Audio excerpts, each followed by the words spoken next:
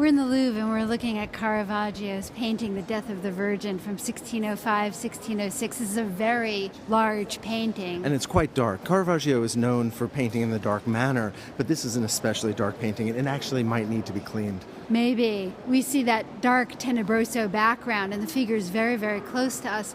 But we don't see anything that we might expect to see in a painting of the Virgin Mary's death. Normally we might expect to see her being assumed into heaven or angels receiving her in heaven. And typical of Caravaggio, he's created a spiritual scene but brought it totally down to earth and used a very everyday language to depict it. The Virgin Mary herself looks like she could be a contemporary Roman. She doesn't look particularly spiritual. Aside from the faint halo, which we can barely make out around her head, her hair is undone. Her front of her dress is coming open. Her feet are bare, which was really indecent. The priest at the time said she looked like Caravaggio had modeled her on a prostitute who'd been dragged out of the river. Hardly an appropriate model for the Virgin Mary. In fact, the monks, they rejected the painting because of that rumor. So the painting is down to earth. It is, in a sense, the Catholic stories brought into our world in the most direct way. And if you look at the scale of the painting and the way in which that young woman who's mourning in the foreground bends down, she seems to virtually be in our space. We could reach over to that copper basin that is just at her feet and seems to be just at ours as well. I think Caravaggio has really intentionally left a space open for us in the circle of mourners who surround her.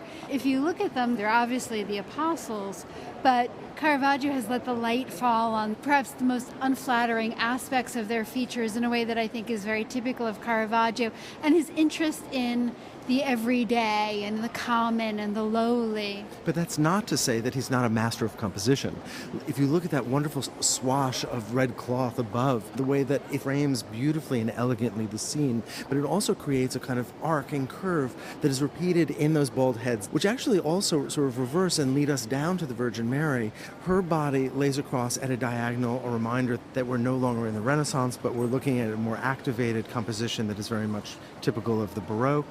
Her arm creates a different kind of diagonal as it moves towards us, and you have that incredible broken wrist that then leads us down to the woman below her. I think it's almost as if Caravaggio is suggesting that we should be like this young woman before us, bent over in sorrow for the death of the Virgin. I was noticing the hands of the apostle in gold, that hand that's foreshortened. Wonderful, isn't it? The figure below him who's got his head in his hands, the figure next to the man in gold who's weeping, who's rubbing his eyes, the other figure next to him who props his head up with his hand, and then down to the Virgin Mary, whose arm is foreshortened and her hand hangs down, but the other hand, her right hand, looks as though it was sort of flopped down on her chest. And as you said, we can really sense that this is indeed a dead body. There's no sense of spiritual rebirth or salvation. We almost feel rigor mortis setting in here. Look at the way that her right hand, the ring finger, is tucked under the middle finger in a kind of haphazard way that no living person would allow to happen. It's as though Caravaggio is completely rejecting the elegance of the High Renaissance